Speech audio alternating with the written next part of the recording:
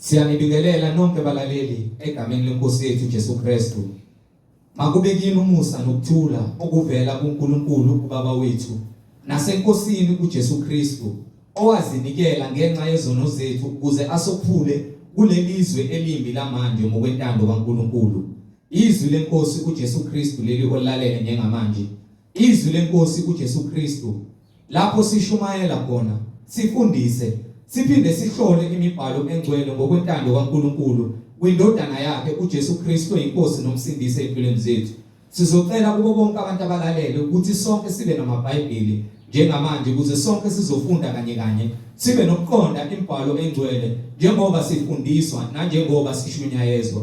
Kulabo abangenawo amaBhayibheli sizocela ukuba ni-download amaBhayibheli kuma mobile devices enu enwaphethe, ama-laptops noma ama-tablets noma kuma cellphones, kuma F-scores, ukuze sonke sizofunda kanye sibe nokuqonda izwi lenkosi uJesu Kristu njengoba sishunyayezwa nanjengoba sifundiswa ukufinyelela eqinisweni engeke laguqulwa umuntu ngokuqonda kwakhe. Izwi lenkosi uJesu Kristu kulabo abalalele emva kokulalela abafuna ukubhabhadiswa egameni likaJesu Kristu nalabo abanembuzo mayelana neBhayibheli ngenxa yemfundiso eziningi eziphambene nemiyalelo kaNkulunkulu ezifundiswa ngabantu kuzo zonke izindawo, nalabo abanofakazi uJesu Kristu esekunikezile ufakazi ukuba uthule kuzo zonke izindlebe ezilalele ukuba bonke abantu beze ekuphendukeni ngofakazi bakho uNkulunkulu akunike bona. uNkulunkulu onamandla esekunika isibindi waqinisa ukuba uthule ufakazi akunike bona. Ukuba nixhumane nathi kule mniningwane ngizoqala nge-email address ethi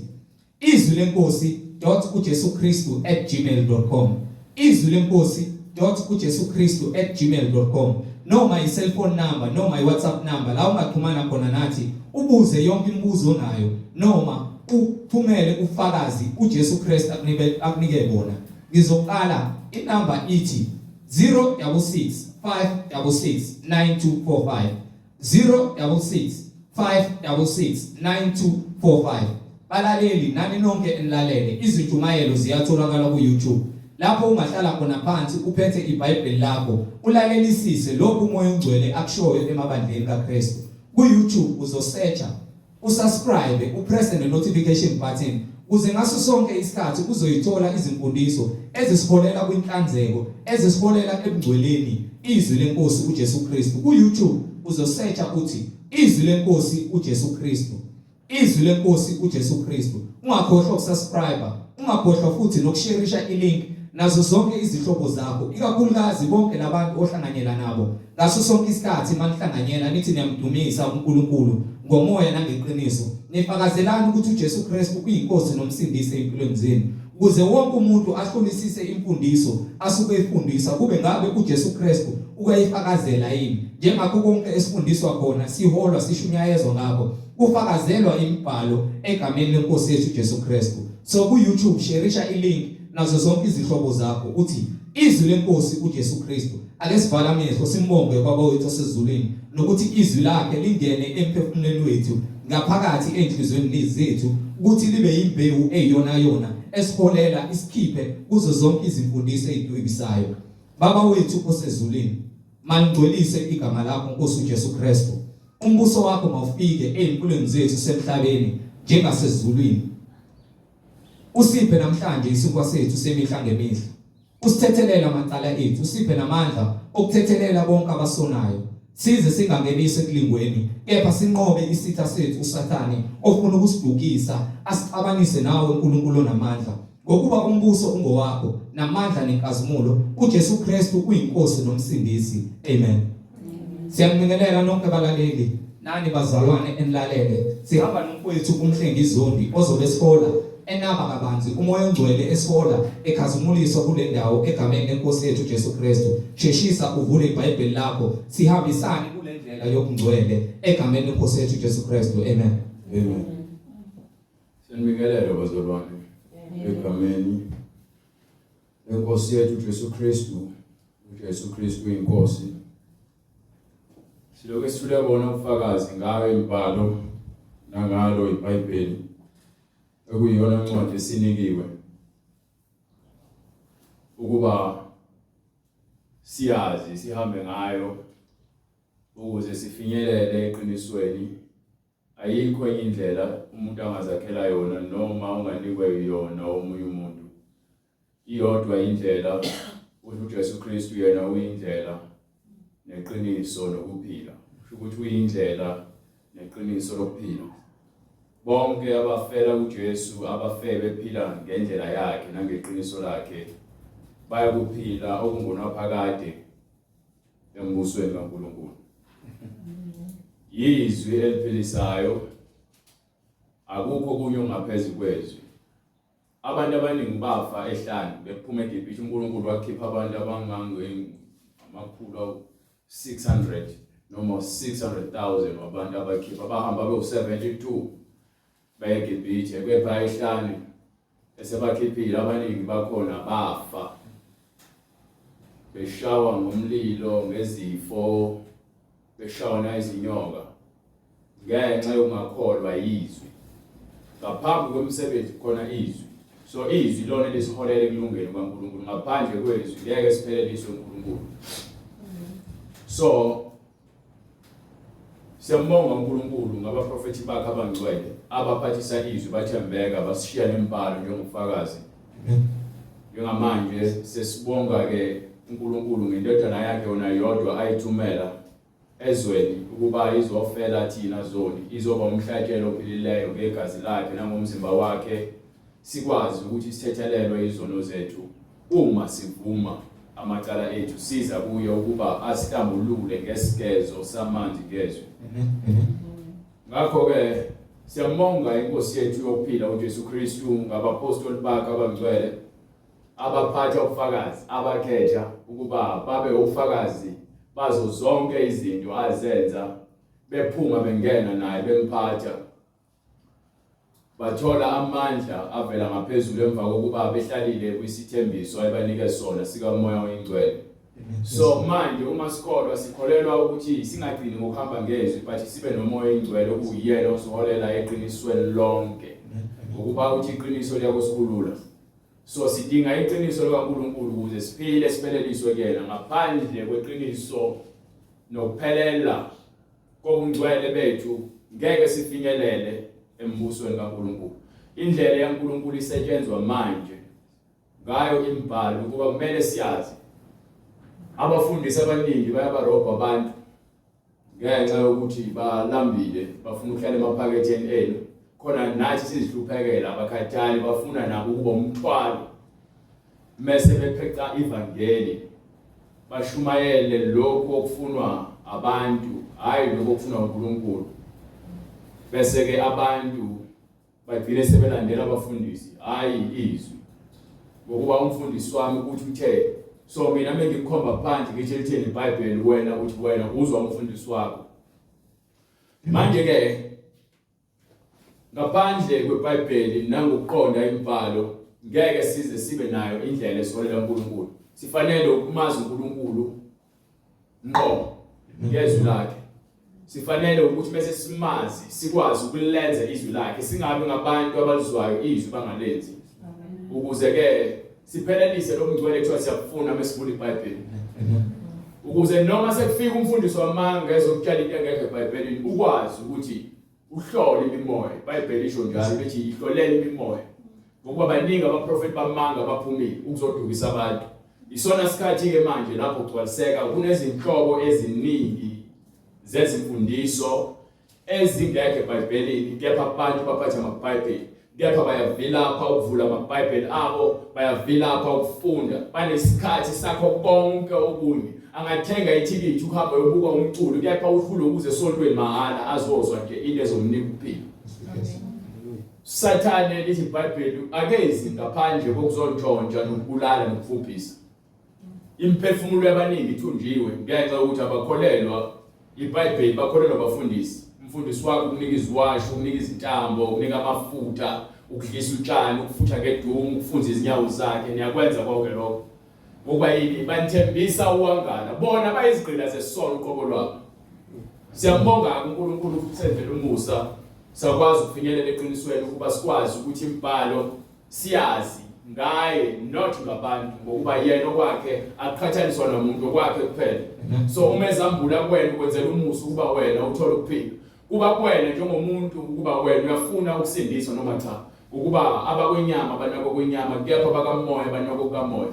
Umuntu ozwa amazwi aphume eBhayibhelini bese yamqhubekisa lo muntu ethi uyikholwa usuke ngakoqini noma usuke ngakholwa usuke ngumzenzisi. So uthi uJesu ke ubusisiwe lowo ongaqhubekiswa yini ngokuba ke yena uletha amazwi okuphila.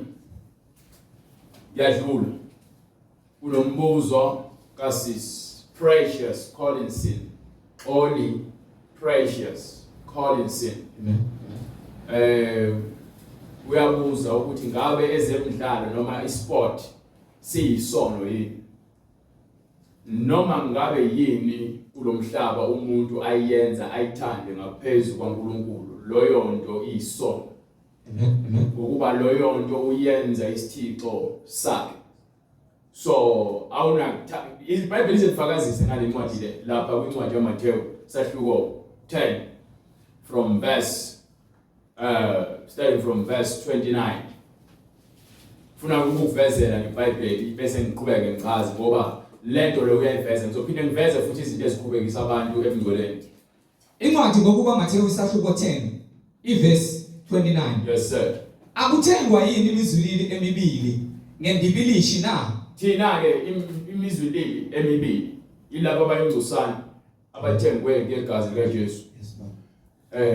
Babalulekile kunalabo abaningi abathengwe ngamanga kaSathane. So uma thina sifa sifela kuKristu noma kuthiwa ubulawa umuntu ngenxa yobungcwele bakho nokulunga kwakho uthi ke wena ngeke uze uswele ukuphila. Ngeke uze uswele ukuphila ngokuba ufele umsindisi wafela uNkulunkulu wakho. Baningi akuthengwa yini imizwilili emibili ngendibilishi na? Yes sir. Kepha akuyikuwa phansi namunye kuyo ngaphandle kukayihlo. Yes sir. Bonke abafele kuJesu Kristu bafe bephila banokuphila ophakathi. Qhubeka. Kepha kimi kunina zibaliwe nezinwele zonke zekhanda lenu. Yes sir. Ngakho maningesabi nina niyayidlula imizwilili emibili. So kuthiwa thina ke uNkulunkulu wazi konke ngathi methi akhona olulodwa unwela ngalazi kusho ukuthi wazi konke ngawo. Ukholo lwakho lubaliwe kuyena ngokukholwa kwakho. uNkulunkulu kwazi in and out. So wena ungcono kunabantu abaningi njengoba lithi iBhayibheli ke zimbili izindlela. Khona enkulu eyibhujisweni khona encane eyiphileni. Bese ithi iBhayibheli bese kuthiwa zikhethele ukuthi wena ufuna ukuhamba yini. So le ehanjwa abaningi vele yekufeni. Abantu abaningi ke bayakhohlisana. uSathane uyathanda ukuthi abe nomngane azohamba naye ayongena naye ekufeni. Kepha bese uhamba le ndlela le yokukholwa ngokwezwi. Ushiya ngisho umkhwenyana wakho not uyamshiya uhlukane naye. Wena uma ukuthi ubekhonza emsamu noma ehamba izangoma noma ngabe uthi uyisangoma wena ubumsiza uyayeka ukumsiza uhlukane nemisebenzi yakhe nokuthi wena mekuhlatshwa na utholakala uphethe amakeso obhiya ufaka iziphandla ngoba yini wena so ukhishiwe. Kulobo umnyama bese ukhishiwe umnyameni wena so uhamba ngokukhanya. Bese uhamba ngokukhanya ke wena usabandakanyeki nezinto zabantu bezwe. So ingakho kuthiwa ke wena uNkulunkulu kwazi in and out ngokuba ukuhlukanisele yena. Ingakho akhuluma nabantwana bakaIsrael athi ubenza isizwe esikhethiweyo esizoba priest ezulwini hayi emhlabeni. So ubungcwele bethu uzibonele ekutheni nathi siba abapriest kanye noJesu okuyena osehlezi esihlalweni somusa okusonke sizongena ngaye ngenxa yokuthi yena wabangcwele emhlabeni nathi uthi ke masibe ngcwele njengaye ukuze size kuyena. You understand? So noma ngabe kuthiwa kini ba-10 bayenza izinto zamasiko nayo yonke umsebenzi abayenzayo wena uwedwa uNkulunkulu wazi konke ngawo ukukhethe wena wedwa. So wena ungafuthi uke uzithole uzitshele ukuthi ungcono kunabanye abantu ngoba nabo bona bakofinyelela eqinisweni. Mongayenzi into awuyenzi awuyibukeli phansi noma udelele uyaziyekela. uNkulunkulu yena osebenza izifiso zabantu ukuze beze kuyena baphenduke. You understand? Go ahead. Ngalokho ke yilowo nalowo oyakungivuma phambi kwabantu nami ngiyakumvuma phambi kukaBaba. So mongothi usindisiwe wena uthi usindisiwe kepha ke mawufika abantu bedla inyama ekhulunyelwe nawe uyayidla ngoba naku uyasaba kuthiwa ke uzohlekwa noma uzokhulunywa kambi ngawe wena uyamphika uKristu wena. Uma ukuthi wena ufika abantu bedaka utshwala wena ke ngoba naku usaba ukuthi hayi uzothiwa wendoda yalutho noma ukhe intweni wena bese uphuza utshwala wena uyamphika uKristu ekubeni uzibiza ngekhono. Mawuzothi umuntu wesifazane ngoba naku usufika ecollege noma ecollege wena bebogoka kahle ekhaya ungayifaki makeup ungafaki namacici bese ufika lapha euniversity sowufaka amabhluku soyashinda sowufaka izikete ezincane usuyamphika uJesu ngoba yini ufuna ukufitha into ufuna ukubonakala ngathi nawe khona into oyaziyo wena wazi uKristu ukhethile mase wenza njalo uyamphika futhi unecala phambi kwakhe. Do you understand? So sifanele ukuthi mengimlanga ngingami la mase ngisaba abantu bazothini fanele ngikhulume lokhu umoya ingcwele akufunayo ukuze kusindiswe imphefumulo akunandaba nenyama yakho zamkuyihlobisa izofa ibole inyama yakho izobola. So umphefumulo wakho uyapi bese kubona inyama yakho ngingamane ngizondwe ngabantu. Amen. Bangizonde abantu bengizondela ukuthi ke ngikhuluma lento ezobaphilisa. Angiyali umfundiso ozokutshela into ezokujabulisa inyama ngoba nangu ngifuna ukuthi uze la uzoninikela siloke sicela iminikelo futhi. Hallelujah. Sifuna ukuthi nina niphile. Phile. Yes. Nisindiswe izono zenu nizikhuculule yabona uNkulunkulu uthanda uJesu Kristu nabapostoli aba-12 omunye wamdayisa kusale 11 bese sibulele bese emva lokho alanda omunye umuntu ababulala abantu abangcwele alanda umpostoli Paul onginika incwadi yakhe ezenzo sahluko 26:14 right khona ngifuna ukukutshela ukuthi uNkulunkulu mekhuluma nomuntu ethi ke umkhethele izwi lakhe usuke embize lakhe incwadi ezenzo sahluko 26:14 right hamsheshe. Kwathi sesiwile phansi sonke emhlabathini ngezwa izwi likhuluma kimi ngolwimi lwesiHebheru lithi Saul ungizikelelani nawe kulukhuni kuwo ukukhahlela ezinkandini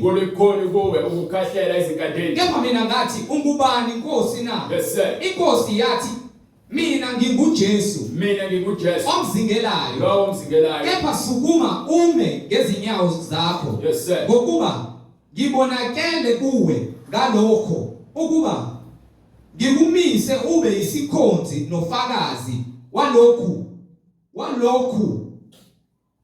ungibona kwakho. Hallelujah.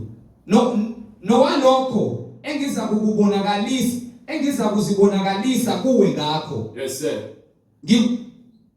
Ngikuphule esizweni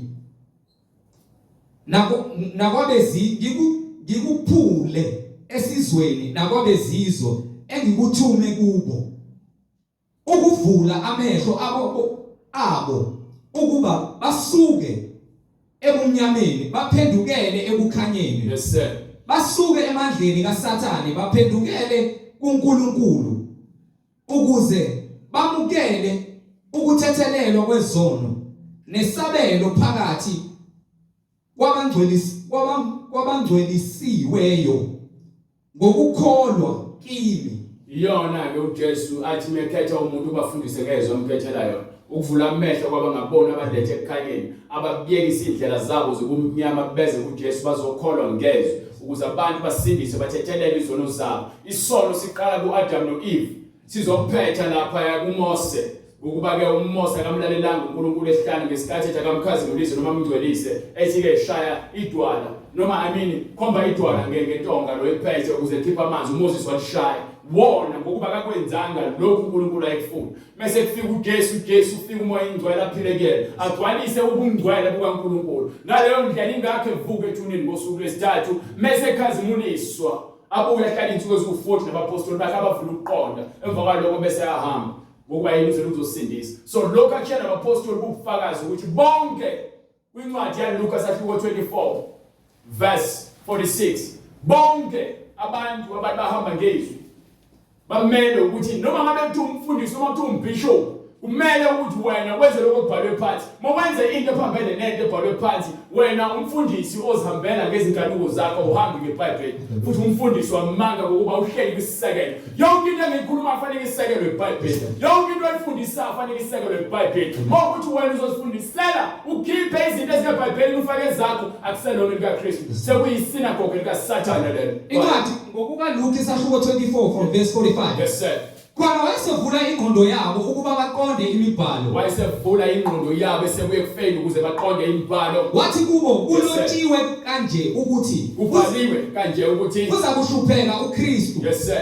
Avuke kwabafileyo ngosuku lwesithathu. Yes sir. Kushunyayelwe egameni lakhe ukuphenduka. Kushunyayelwa egameni likaJesu Kristu ukuphenduka. Kube ngokuthethelelwa kwezono ezizweni zonke. Uzeke abantu bonke abamukela ivangeli neqiniso bese bethola uthethelelo. Ezizweni zonke akubona amaChina, akubona abelungu, akubona amandiya, akubona amaPakistan, akubona abantu abamnyama, kuthiwa zonke izizwe. Ngoba yini uNkulunkulu wenza zonke izizwe ngakazeleki. Wazibeka ebusweni bomhlaba ukuthi ke bese kufika isikhathi zimfune. Uma nje zingamfumana ngokuba kakude. Uthi izwi liseduze nawe, lisemlomeni wakho, lisenhliziyweni. Uma uzovuma ukuthi uJesu Kristu wafa wavuka, wena ke uyaba ngosindiswayo.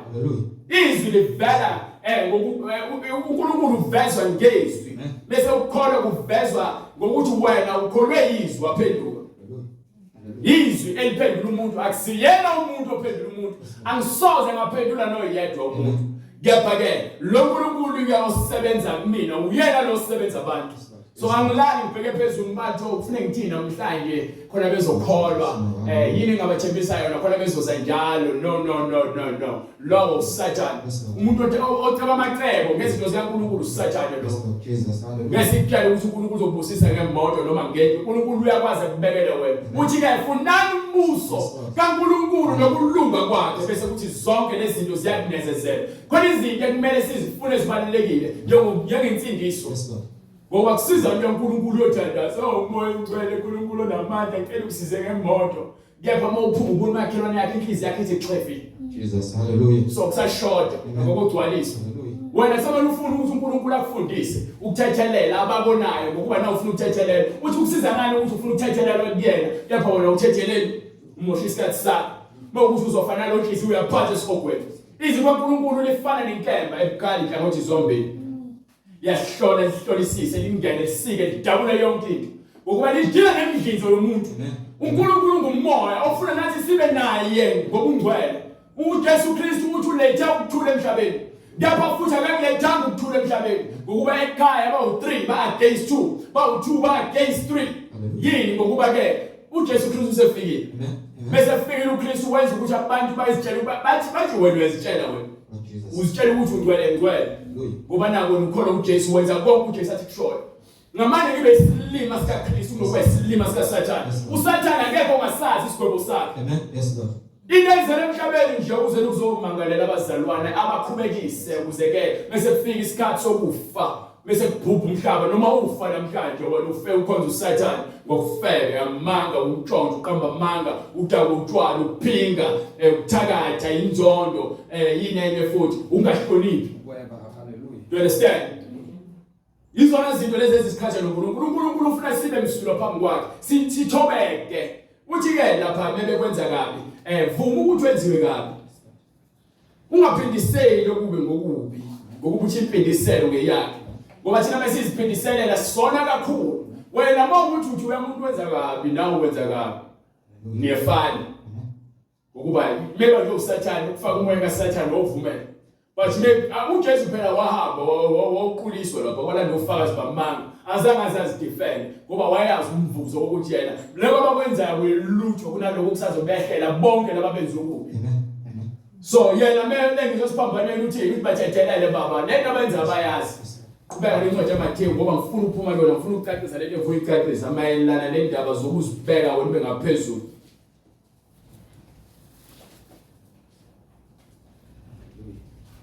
Incwadi yaMathewu sahluko 10 from verse 24.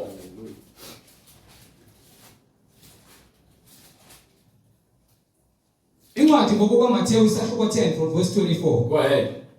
Umfundi kaphezulu akekho umuntu ongaphezulu kwaJesu Kristu. nenceku kayiphezi kwenkosi yayo. Yes sir.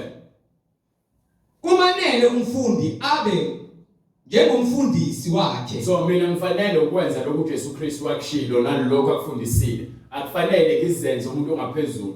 Abafundisi bamanga benza izibonakaliso zamanga basontweni nabo. Ngoba yini bafuna bangaphezulu kaNkulunkulu. Abantu bakholwa ngokubona njengoThomas. Usho uJesu babusisiwe bakholwa bangabonanga ngokuba bona bazosindiswa ngokukholwa kwabo. uAbraham wakholwa kazange azabona engayazi umhlaba waseKhanani kepha kwathi wahamba ebona. Mefika khona wahamba ngezwi elasikhipha kubo. Azange azawubona eqala bese yakholwa wakholwa ngokusuka kuthiwa bahambe ayeKhanani wakholwa wafika ubona umhlaba uNkulunkulu wenza isivumelwane nesethembiso naye. So manje ke lokho khombisa wona ukuthi izwi laNkulunkulu afanele uzubona. Laba babebona izibonakaliso ngikutshela mina ngesikhathi phela uJesu wawanika ukudla badla wahamba uJesu wawela umfula bamlandela. Awunginike incwadi yaJohane isahluko 6 from verse 25. Bahamba bamlandela sebedlile ukudla manje sebehambe bemfuna uJesu. Incwadi ngokaJohane isahluko 6 verse 25. Ingakho nilandela omageja noBushiro noMbholo noPastor Zondo noShembe ngoba kuthiwa faka imali uzobona. La sithi letha umzimba wakho la uzosetshenzwa ngezwi. You understand? Vula iBhayibheli lakho. Glory to God uzolivula. Go ahead. Incwadi ngokaJohane isahluko 6 verse 25. Yes, sir. Wathi kuba bamfumane phesheya kolwandle Yes, bathi, sir. Rabi, ufike nini lapha na? uJesu waphendula wathi, ngiqinisile ngithi kini, aningifuni ngokuba nabona izibonakaliso. Yes sir. Kepha ningifuna ngokuba nadla izinkwa nasutha. Abantu abaningi basebenzela izizwe ngisho abafundisi labo bamabona benqambela amanga basebenzela bayizinela bathi bamafu angenayo imvula bayimthombo engenamanzi basebenzela nje ubambeke imoto ezamasonto emihlanga babe namasonto amakhulu ukugcwala abantu khona bengena besindwe izono baphume khona futhi baphinde izono basindwe izono yini ngokuba bazele nje ukuzele izinto zasesiswini. Ulethi CV yakhe umfundisi usezenza uNkulunkulu thendazela iCV yakho khona ngizoqasha thendazela impeni lakho khona ngizobhala imatric ngizopass ayikho lonto le nifuna amanzi nifuna ukukhala emakhaya nifuna ukugeza ngawo wena umfundisi ukutshela ukuthi geza ngawo basitshela manje ukuthi lezinto besisebenze kumnyameni amanzi abathathe emasontweni sigeze izidumbu ezifile esipanike wona. Jesus, hallelujah. Nina nithathe nifele ngawo moya engcwele Jesu Kristu nidlala abantu izwi lilodwa liyaphilisa. Yes Lord, hallelujah. Uthi nina nizamina angibona kumbona izibonakaliso ingoba ngidlile. Yes Lord. Nasutha. Ningasebenzeli ukudla okuphelayo. Ningasebenzeli ukudla okuphelayo. Yaba ukudla okuhlala kuze kube nguna phakathi ngokuphila okuphakathi. Ukudayisa umphefumulo wakho udayisela uSathane. Ungenza noma ngabe yini ukuze ucele. Ungabulala ingane yakho enikela amadimoni ukuze ucele. Unezigubhe endlini ohleli nazo ongazazi unezindle ezingavuli namatruck angavuli unezinyoko unotikoloshwe ukuze ucebe ubhizi uyahlaba njalo uhlala izilwane ezingenacala usihlabela amadimoni khona uzocela ufuna nje kugcwale inkomo kugcwale izimbuzi kugcwale izimoto kugcwale yonke into oyifunayo kepha ingane zakho nazo ziyafa ngakubani bile sewusena le mali le sekusele wena nomphefumulo wakhe ebusuku ukuthola ukuthula awukwazi ukulala. Abanye badayisa imizimba yabo bafuna ukuba ama-superstar bafuna ukucula yonke into yomculo bahamba nqungu ko-TV abafana bayaqabulana ngenxa nje yokuthi bafuna ingcebo basebenzela isisu basebenzela udumo lale emhlabeni. Yabona emhlabeni uyedwa kumele adumiswe. Uthi wadala izizwe zonke ngegazi linye. Uthi wadala umuntu ngomfanekiso wakhe njengoba umuntu uthi umdalele inkazimulo yakhe. So manje wena ukhazimulisa abantu. Yabona ugqoka izivato negama lebandla nokuthi umfundisi wakhe ubani. Yonke leyo nto leyo imfucuza. Ukuthi wena ukhonza kuphi? Into engisikhonza nathi. Hallelujah. Ngoba ngithatha ngifaka YouTube naka WhatsApp ngifuna uzizwe mina. Amen. Uthi uJesu isikhathi siyaza lapho khona abakhonza kumina abazokhonza ngokomoya hayi ukuthi basazoyihlala ngeke basaya futhi eJerusalem mawulazi izwi lakho ulenza wena unkosindisiweyo mase ubhaphathisiwe egameni likaJesu Kristu kukho ukuthathana kwezono zakho ngoba uvume izwi awuvumanga beni angihambe ngidayisa ukuthi mina ibandla lami lengalisungula izwi lenkosi uJesu anginakubandla mina hallelujah yes God ibandla mina angaze ngisungule ibandla mina uJesu Kristu wakhuluma noPetru wathi ngelidwana ngizokwakha ibandla lami amasango kaSihogo wangeke aphumelele uthi ngiyanikeza hluthulele incwadi izenzi isahluko 17 verse 24 uNkulunkulu owenza umhlaba nakho konke okukukho yena uyinkosi yezulu nomhlaba akahlale emathempelini enziwe ngezandla so ukuthi nje wasila kule ndawo le wakusho uNkulunkulu ula kule bhilidi no uNkulunkulu ufuna kuphile kwena thina iBhayibheli thina imizimba yethu iyithempeli kaNkulunkulu ophilayo so uyesontweni ngesonto noma ke phasika ngoba ngithanda amaphasika akwenzi ube ngcwele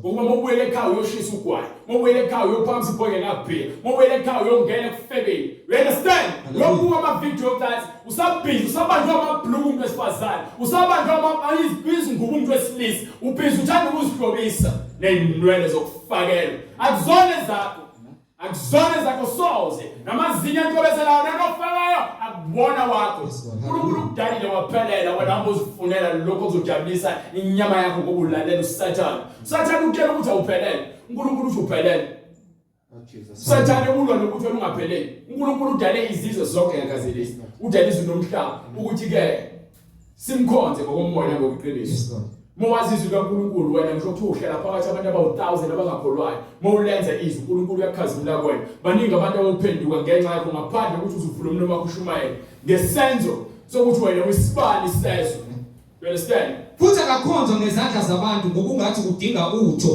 so angeke ngifake amarosali ngeke ngifake isikipha esinesithombe kuthi uJesu ngoba uNkulunkulu uthi singawakho umfanekiso yena ubapha bonke ukuphila nokuphefumula nakho konke ngezwi lakhe sinokuphila nokuphefumula nakho konke wazenza izizwe zonke ngagazi linye yes sir ukuba zakhe usweni bonke bomhlaba wamisa izikhathi ezinqunyiweyo nemikhawulo yokuhlala kwazo ukuze zimfune uNkulunkulu ingabe zingamuzwa zimfumane ingani kakude kulowo nalowo kithi naye bambe lapho kwela incwadi yaMateyu akakude uNkulunkulu abantu behlangathi uNkulunkulu uyathengwa noma wena mawukhipha imali uNkulunkulu uzokwenzela okukhulu akathengwa uNkulunkulu akabribe akayena mahosha uNkulunkulu uyakuze umthenge ngemali njengoba nami ngeke uzungithenge ngemali uthi hayi phela shintsha lendlela eshumayela ngayo sizokunika noma u500,000 uthathe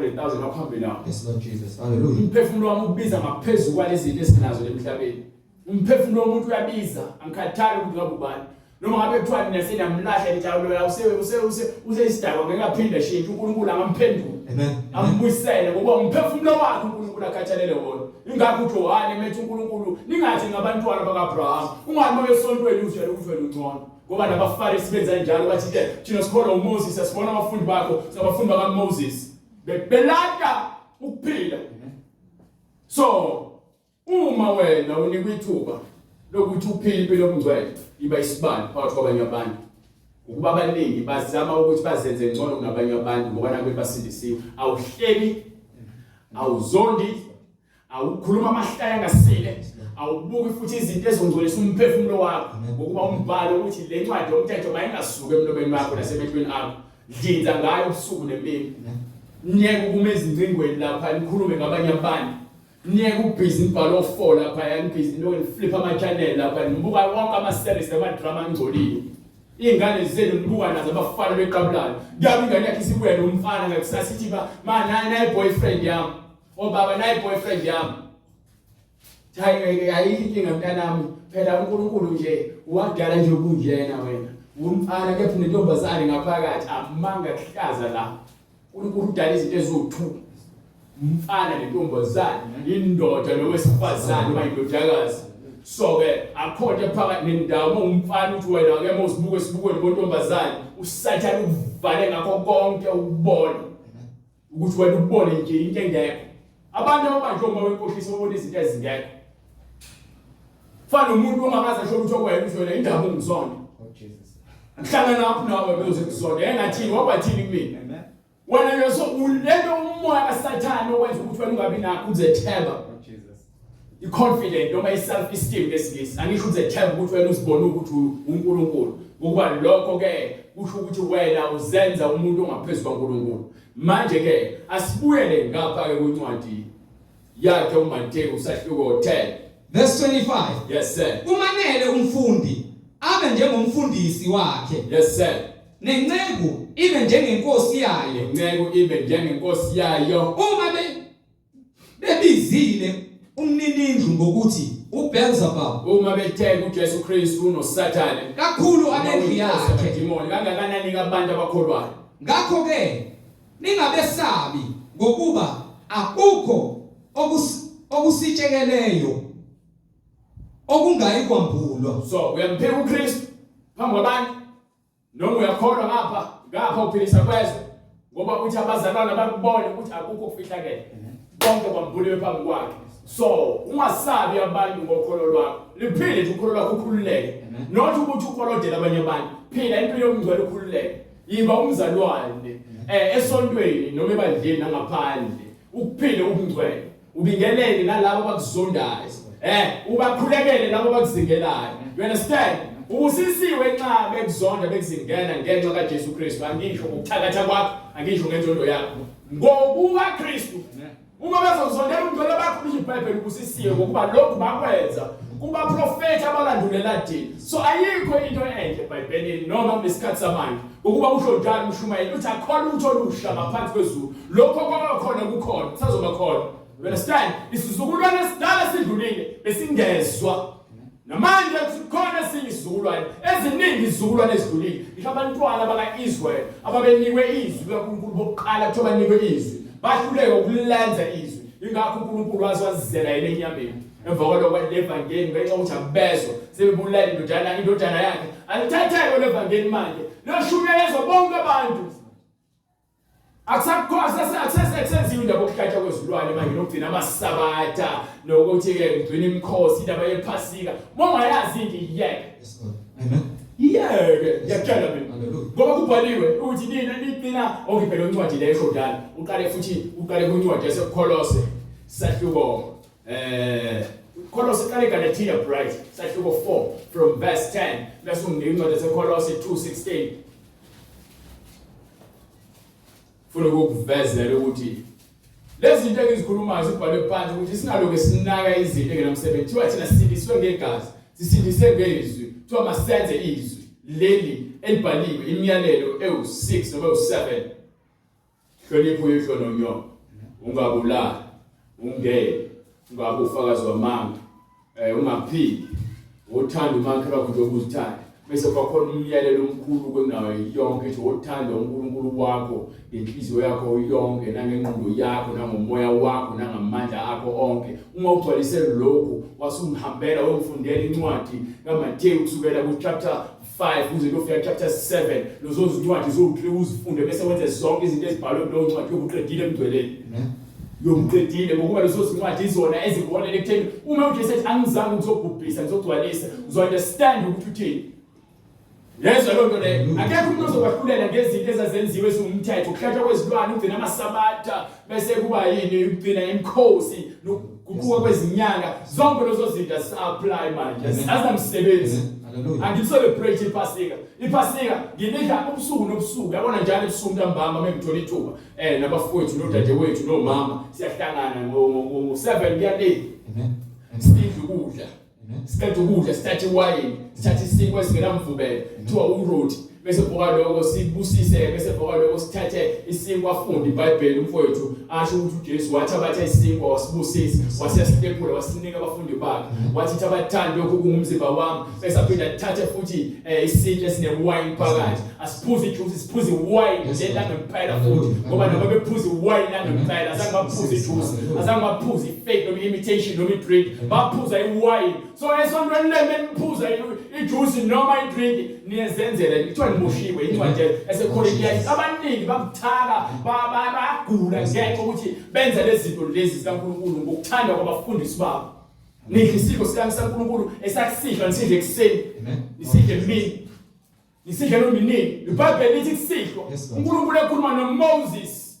Wathi kusihlwa ubulala lesilwane lesi ubhixa igazi lakhona ebondeni. Amen. Bese bhaka lokho enhlale ngaphakathi lisidle lingaphuli imathambo. Ingakho noJesu eselilanga siphambaneni azange azaphula amathambo. Wamhlaba eceleni baphuma igazi. Ukuze ke kufakazele umbhalo washo wathi bazombgwaza eceleni. Yes, Lord. Ngeke baphule nelilodwa ithambo lakhe. You understand? Amen. So lento yenziwe ebusuku njengoba kubhaliwe. Hayi manje abanye bahlala kude yonke into iyanika isikhathi. Angithi benisaphila nemajoyini ohlala ebusuku bonke lapha nidanse nisiqubuze lenza yonke lento le. Ningazange lisho ukuthi hayi mina ngihlala kude. Ube sedayile umuntu asuka nqamula ibanga ubona ukuthi ngapheli awe ufuna utshwala. Lord Jesus. Abantu inkunzi nanga kusazophinda phinde khona. Yinto efuna utshwala. Bese uzofuna uNkulunkulu kwenza izinto zikaNkulunkulu kunokuzilandulela nje. Ubona ngazi ukuthi ngathi kubalekile uNkulunkulu akanandaba nalokuzilandulela kwakho. uNkulunkulu ufuna izwi lakhe lezi. Uthi akukho lutho ongakwenza uNkulunkulu uzilandulela. Endaba. Incwadi kwabaseGalatia isahluko sesine ivesi leshumi. Yes sir. Nigcina izinsuku nezinyanga. Nigcina izinsuku nezinyanga. Nezikhathi neminyaka. Neminyaka nezikhathi. Nginovalo ngani. Yasaba ngani. Ukuthi mhlawumbe nganihluphekela ngeze. So leli vangeli lezwi futhi lishwela mahala bekuthi abantu basazogcina imikhosi kaShembe kuthiwa bagcina ihluthu. Hayibo. Bese kuthiwa bagcina isabatha. Baphinde futhi bathi bakhumbula abantu abangasekho. Abapostoli 12 futhi nabo bathi ke banjani bathi abanjani abafileyo. Bakhonzela abafileyo. Bangena. So bawufundisa ngeBhayibheli uyambuza ubhalwe lelo iBhayibheli akakwazi ukuchazela. Bathatha incwadi nje ivesi elilodwa bese liyamxaka bese umvulela ungamvulela ukuthi lento ekhuluma ayikho futhi ayisoze. Abanye bafaka iziphandla bahlala emasontweni namaBhayibheli. Manje ngimkhonza ngendlela yami nami ayikho indlela yakho. Soze uJesu Kristu uyinkosi, uJesu Kristu uyindlela neqiniso lokuphila. Ayikho enye indlela.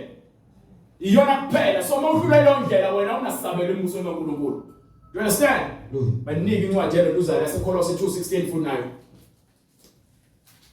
Ngakho makungakipho umuntu onilahla ngokudla. Mangabe khona umuntu ozolikhohlisa ngokudla. Nesiphuzo. Noma ngemikhosi. Noma ngokwethwa njengabaphasika namaPentecostal. Alikho ibandla ekuthiwa iPentecostal eBhayibhelini. Alikho ibandla ekuthiwa iBaptist Church noma kuthiwa ke John Baptist Church noma Shebe of Nazareth Church noma kuthiwa iLutheran noma kuthiwa ngabe yini Apostolic Faith. Ayikho lokho eBhayibhelini. Sibizele ukungcweleni.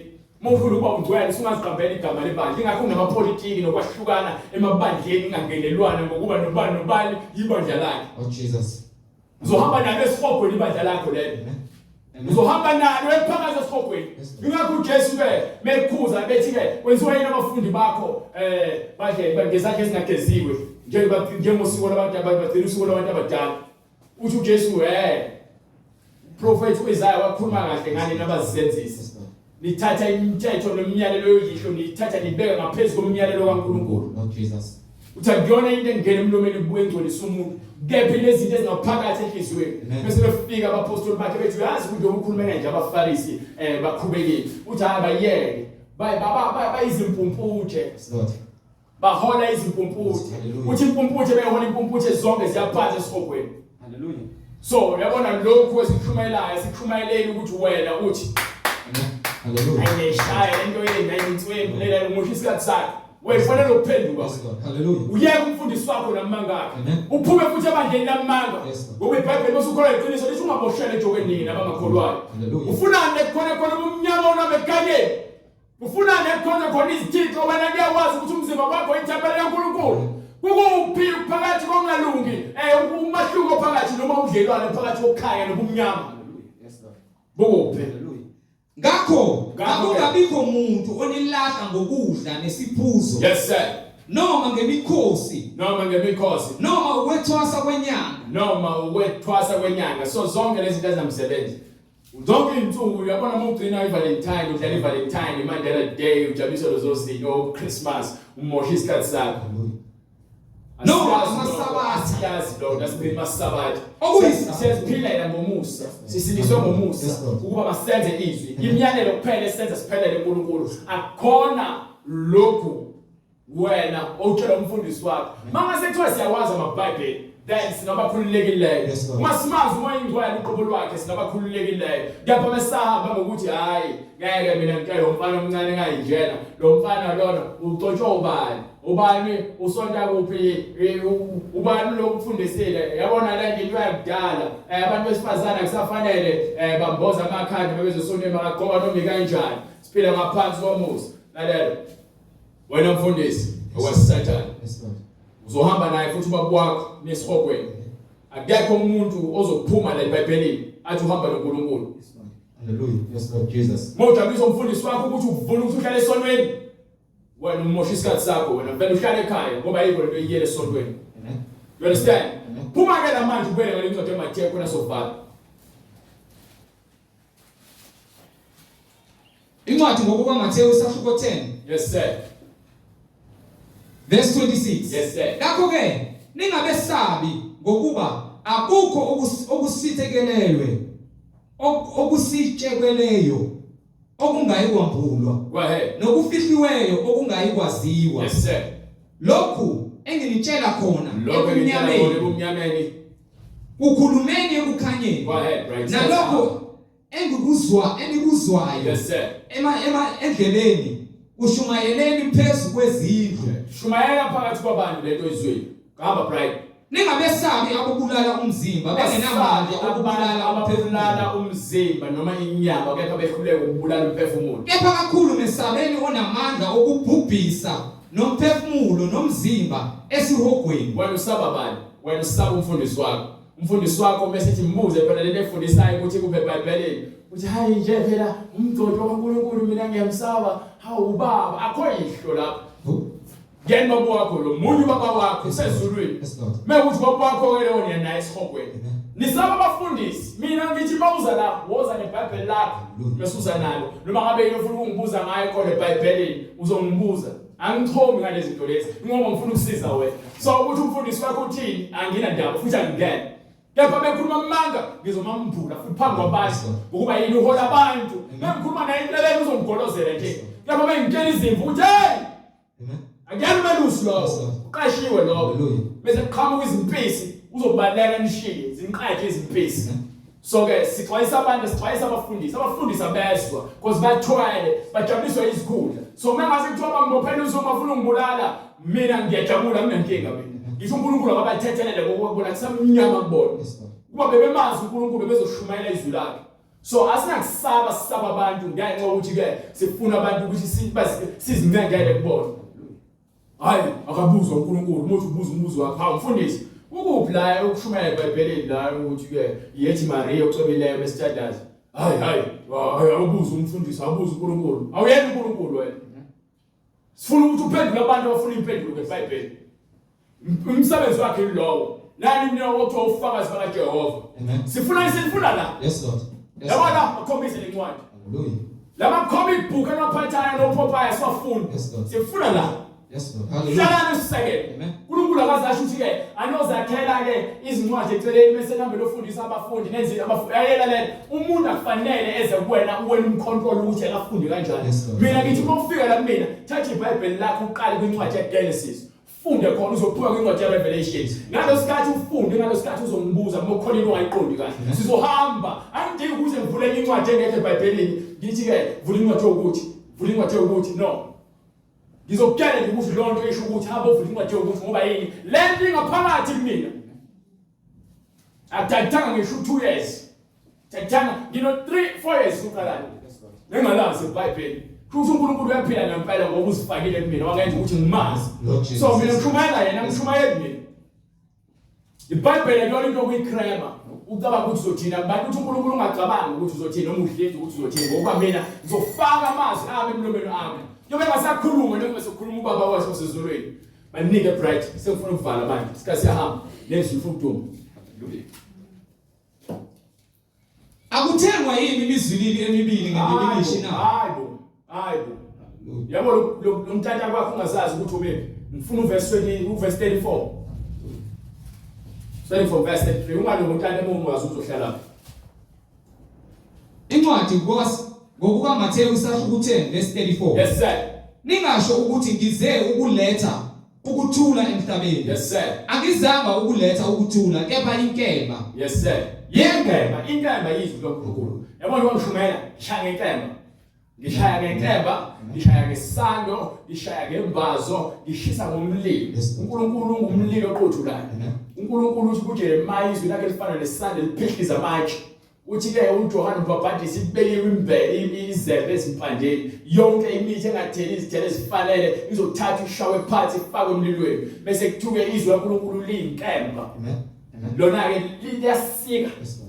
Asili nje ukubona ngaphandle lo angaright la ngaphandle yaba ngaphakathi lokugqoka uthi bese wedwa uthi khala uzomunye esihayisa because iyamshisa lento le. Hallelujah Lord Jesus. Abantu bafile bakhipha izinso abantu bagula abancipha emzimbeni. Yini lezi zinto lezo zenze kufihlakaleni. Abantu bagula kuthiwa imali phezulu ka-TB kanti lona i-TB odokotela baboni ngaphakathi ukuthi uphethwe yini. Bayaqadela kanti ubulawa isazelo sesono esimbusayo. Wabulala umuntu omgqiba bamazi umuntu. Lo muntu njalo ebusuku lokho ebuya nomcabango.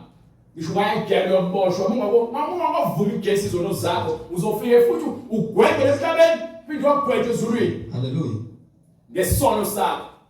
So thina siyakela nje izinto ezokulibazisa ukuthi wena ungangena embusweni kaNkulunkulu. Iva ngena kuyona indaba yamasikhosi indaba yokudlala indaba yokudlala izinto. Izwi laNkulunkulu liyasetshenzela. Liyafuzisana. Ngoba usuke efuna ukuhlola ukholo lwakho. Hayi ukuthi uNkulunkulu wenza lezi zinto engakuthandi. Nakumina kenzeka. Ziyakhamba yaphuma inyembezi. Futhi ngiyakhalisiza ngoba ngifuna ukwenza sure ukuthi ngikhala kuyena. Ngiyafuna ukukhala kuyena. Kumnandi mengikhalekela ngoba emva kokuthi ngikhalile kuyena uyanginika ukuthula. Ngoba ngiyakholela ukuthi uyena onginika ukuthula. Uma kukhona into engiphethe kabi kufanele ngiphefumule ukuze ngizoba nokuthula. Yesu. Hallelujah. Awukwazi ukuhamba noNkulunkulu ugcina amagqubu ingakho uJesu ethi uma unenkinga umakhelwane wakhe obonile hambe kuyena uyokhuluma naye. Mehlula hamba ubize omunye ufakaza naye. Incwadi ngokuba Mateyu sahluko 5 verse 25. Go ahead. Shesha uzwane nolwa naye. Shesha uzwane nalowo Lisesendleleni. Lisakendleleni. Funa alwe nawe. Akunikele umahluleli akunikele esihogweni uphontswe etilongweni. So ngalesikhathi nihamba nidinelwele emhlabeni umakhelwane wakhe mzondo uyamxhaphela kade nithakathana nenza yonke lento ehambe zangoma uthi uyaqinisa uyabethela wena awukakothetheleli. So nobabili bengizohlangana phangale esihogweni nalemsebenzi yenu ukuzondana. Ngizohlangana ngale ngokuba bese kufike uNkulunkulu icala lakhe ulahle unembeza wakho uthe uNkulunkulu thanda umakhelwane wakho ngokuthanda. Mohlula yilokho awunandawo kuyena. Uthi kuphethe uma ke nikubopha emhlabeni uma nikhulula emhlabeni ukhululwe ezulwini. Uma ke nibopha emhlabeni uboshwe ezulwini. So awunaki ukuthi wena uzongena ezulwini nalabantu ababese belingcwatshe abangcwatshwe ngengubo zesondo kade niphila impilo yasejointini ngenxa ukuthi waya kanye esontweni wabhaphathiswa ena 2 years. Akho umuntu ona 2 years okwena bhaphathiswa. Yes Lord Jesus. Hallelujah. Futhi ukuthi wabhaphathiswa ungazi wabhaphathiswa kanjani akunamsebenzi. Hallelujah. Bantu beseJohane kwezizifebe nama-10 namasosha. You understand? Kuza abantu asebehlakaniphile. Webabhaphathisa uthi nina nzalo ezinyoko ubani onxwayisile lo lawo lizayo. So mase babuza ukuthi ke yini abele siyenze? Uthi ke uma unempahla eziwu2 noma amakhotha awu2 nika umakhelwane. Umuntu nokudla nika umakhelwane. Babuza baba amasosha manje thina senza njani uthi ke ningalinge nithathe imali yomgwazela. Nina amaphoyisa nithathe imali yomgwazela. Nani bahlule nithathe imali yomgwazela. Nimoshe isikhathi senu. Lo mali izolinda ngani? Ilindile iyomangalela. You understand?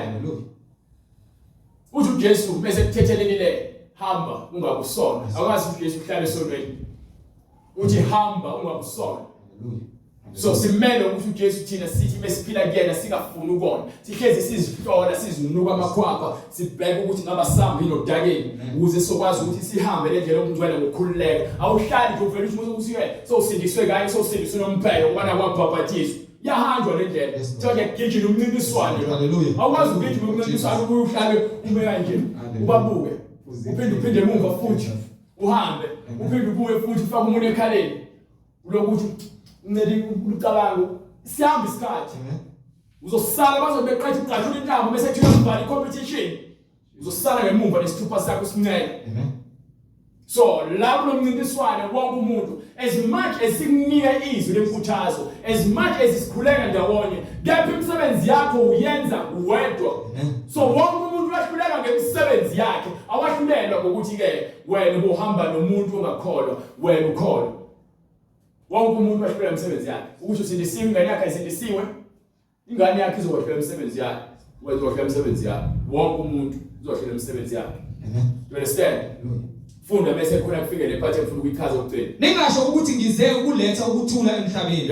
Angizanga ukuletha ukuthula kepha inkemba. Yebo ngize ukuphambanisa umuntu noyise. Yes sir. Nendodakazi nonina. Yes sir. Nomalokazana nonina zala. Nezitha zomuntu ziyakuba ngabendlu yakhe. Izitha zomuntu kuyoba ngabendlu yakhe kusho ukuthi ke njengoba nje ngichaza maybe bahlaba wena uvumi, maybe ukuthi bona bahambisa ngoba wena uvumi uthi uphila ngezwi uzoba isitha kubona. Understand? So manje uzohlukanisa uzothi uyafika emzini kuthiwa ngeke simele into yakho la ekhaya, so bana ekhaya useyeno wakini lalela awuyeno wakini awuyeno wakubo ukaNkulunkulu. Ingakho iBhayibheli lapha kwincwadi ithi incwadi yaseKolose noma Galatiya lethi ke akusekho umJuda, incwadi yaseGalatiya 28 akusekho umGreek, akusekho umJuda, akusekho siqila nasiboshwa, akusekho usifazane wesilisa ngokuba singabakaNkulunkulu. So sesihamba ngokomoya, sahambi ngokwenyama. So bese sikhululela ukuthi thina ke sime kwimfundiso epheleleyo. Kolose biyeke sengikhulumile ngayiqeda, bese ngifuna ukuqhubeka nala verse ngoba ngifuna ukuthi uqede leyo isikhathi siyahamba. Othanda uyise nonina. So sisukoli precious colleagues yaphendula. Othanda uyise nonina kunami kunoNkulunkulu kangifanele. So mawuthanda ibhola, uthanda tennis, uthanda irugby, uthanda ukubhiya, uthanda noma ngabe isiphi sport, uthanda ukugembula ngaphezulu kwaNkulunkulu. Ukugembula ngikubala kufunakala. So awufanele uNkulunkulu mawuthanda umuntu, mawukuthi wena uthanda umuntu ngaphezulu kwaNkulunkulu. Kangakanani izinto esizenzayo emhlabeni. Abagijima imarathon, abesifazane bahamba nqunu. Lokho akubuhle phambi kwaNkulunkulu. Abantu abagqoka irugby, abadlala irugby bahamba nqunu because yobe fakele izikhindi ezincane bambula ubunqunu babo. Lokho akubuhle uNkulunkulu. Abathandi bebhola noma abadlali bebhola, abathandi nabadlali bebhola. Kunomdlalo webhola, meke wenza istyle ekhanda. Bonke abalandeli izingane ezincane zilandela lowo moya. Lokho akubuhle kuNkulunkulu. So uma sihamba endleleni sifanele ukuholela abantu uMkristu, singafuni kubo osaziwayo. Because abantu abaningi baphelele kubo osaziwayo. Badume bese zithi ngani nami ngifuna ukukhula ngifane no Papa Action. Ngifuna ukufana ubalo odlala kuzalo lo kwesigebe mastermind. Ezinye zifuna ukufana no Gates uGC, zifuna ukufana ezitabani. Yabona ukuthi lo moya uyatshala ezinganeni ngokuba ke uNkulunkulu akekho. Uveze sontwele abafundisi bekhona nabafazi babantu TV. Ayikho into okulunga evezwayo ezoveza uKristu nobungcwele. Kuveza yonke into ezo entertain, thiwa hayi nje baya act. Ayikho lonto le. Usathane uyifaka imbewu ezinganeni zenu.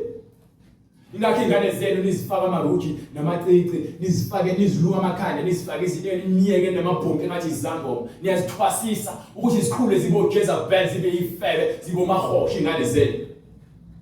Ayikho into onke ukuthi ingane ifuna ibe yinhle. Ingane yinhle ukuthi iyazi uNkulunkulu. Lithi iBhayibheli ikhulisa ingane ngendlela ekufanele ikhulume yiyona. Ukuze bese ikhulile ingeze kuyishiya konke. Lesikhathi ingane uyifaka izithathe ezingane amabhluku amancane ingane izokwazi ukuthi ayikho inkinga okuhamba nqunu. Ingakho zikhulelwa zincane zike esikoleni. Lokho esikoleni zigqoka izikete ezingane eziveza amapheki. Ingane yakhe yaphuma esikoleni awuboni into wrong. So ngangena kanjani ukuthi iBhayibheli libopha abantu becela abantu ukuthi mababe nesimilo. Ubungcwele busho isimilo. Ubungcwele busho ukuhlonipha. Ubungcwele busho uthando. Impilo yeqiniso ubungcwele. Asidalelwanga ukuthi sife singene esihogweni. uNkulunkulu wasidalela ukuthi ke siphile sibe nokuphila okuphakade. Yepha thina sithatha indlela zasezweni. Asikho lesodwa isport athi ngitry boxing. Ngayiyeka iboxing. Because ngiyathola ukuthi hayi iboxing siyala sicela imali. and futhi ke khona kunjalo sifuna ukulola amabhande asemhlabeni sifuna ukuba ama-champion emhlabeni siyasebenza over time just ukuthi sishayane uNkulunkulu akazange asidalele lokho so ayikho into edumisa uNkulunkulu la akhona isodwa isport esidumisa uNkulunkulu so mawuzigijimela-ke utrainer noma kuthiwa ngegijinga bekuthiwa ngegijinga afuna bagqoke nje ehloniphekile abantu besifazane futhi ifuna bagqoke iskate akwazi ukugqoka iblue noma i-tight uveze ubunqunu bakho ngokuNkulunkulu akavumi usho wesilisa angagqoki isifazane ukuba yilowo nalowo wenza lokho kuyisinengiso phambi kwaNkulunkulu owesifazane angagqokiswa kwendoda angembathi okwendoda ukuba yilowo nalowo owenza lokho kuyisinengiso so uma into yenzayo ungenako umngcwele uzenzela udumo lwakho kepha uma uyenza nomngcwele uzenzela uNkulunkulu uJesu Kristu inkosi maningi uMatezenzo 2:38 yilowo nalowo ofuna ukuze engcweleni naseqinisweni njengokusho kwembhalo ukuthi bakufundiswa uNkulunkulu bese ithi ke uMatezenzo 2:38 uPetru wayesethi Pendukani yiloyo naloyo abhaphathizwe ivangeli leshunyayelwayo kufanele ube lokuphenduka haleluya yilowo nalowo mese phendukile kufanele ngabhaphathiswe egameni likaJesu Kristu kukho ukuthethelelwa kwezono zenu uJesu uthi egameni likayise lendodana kaMoya Ngcwele kepha abapostoli babhaphathisa egameni likaJesu Kristu ukuthi kunegama basho ukuthi emagameni amathathu ungahamba ulibheka iBhayibheli lakho mase futhi uqedile ukubheka phapho ngibhekele ukuthi ubani wabhaphathiswa emagameni la amathathu ufuna yedwa mengekho ubhaphathiswa ngendlela errong ukuba laba bakholwa basebevula umqondo ukuthi yini lo gama likayise lendodana kaMoya igama kushonga amagama so sidila negama ingakho abapostoli bebhaphathisa egameni likaJesu Kristu so uma ubhaphathisa egameni likayise lendodana kaMoya Ngcwele bafafazwa ngamanzi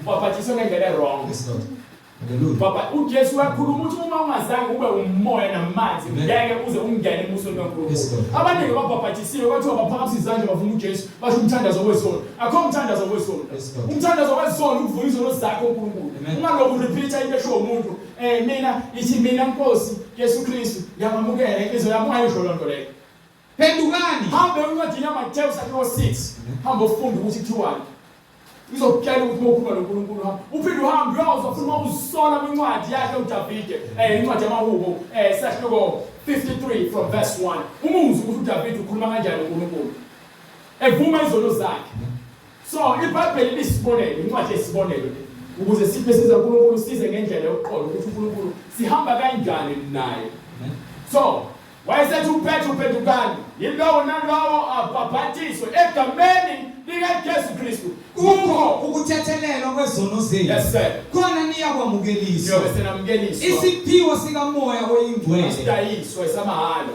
ngokuba isithembiso ngesenu nesabantwana benu isithembiso ngesenu nesabantwana benu esabo bonke abakude bonke inkosi uNkulunkulu wethu eyakubabiza bonke inkosi uNkulunkulu wethu eyakubabiza wafakaza nangamanye amazwi amaningi wabayala wathi zisindiseni lesizukulwane esiphambeneyo zisindiseni kulesizukulwane esiphambeneyo ayike yothi bese ufuna ukusindisa kulesi sizukulwane sofuna ukuhamba ngendlela yeqiniso usithinde kule mniningwane oyibona ku screen noma unembuzo mayelana neBhayibheli yobe sosithinda noma ngabe imuphi umbuzo uphathele neBhayibheli uyosithinda siyokwenza indlela ukuthi wena ufinyelele eqinisweni ngokwembhalo uJesu Kristu inkosi siphinde sibonane futhi kusasa ngo11 extend uNkulunkulu evumile elisibalo uNkulunkulu Baba egameni lenkosi yethu Jesu Kristu uNkulunkulu namandla siyabonga izwi lakho eliphilile elinamandla Nkosi siyacela lingabi imbewu ehlezi ngaphezulu kwameva siyacela Nkosi lingabi imbewu ehlezi ngaphezulu kwesihlabathi kepha ngoJesu Kristu inkosi nomsindisi liwele ngaphakathi kumhlabathi ovundileyo lingene ngaphakathi emphefumulweni wethu nasenhlizweni zethu intando yakho uNkulunkulu namandla mayenziwe intando yakho Nkosi Jesu ezimpilweni zethu siyabonga Nkosi ngokubudela isihlalo sakho sobukhosi weze emhlabeni ukuba uzosindisa usithengela uNkulunkulu wethu Jesu Kristu inkosi nomsindisi makube udumo nenkazimulo kuwe uNkulunkulu wethu semazulwini amen